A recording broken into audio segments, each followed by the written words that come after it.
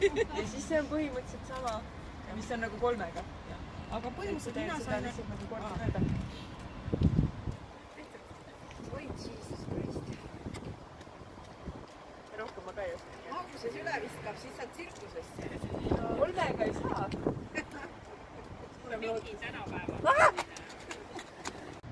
Tegelikult üks inglane kunagi õpetas, et kui sa tahad nagu rohkem nagu 2-ga, sa pead viskama nagu niimoodi, nagu viltu, nii et ta kukub sul peo peale.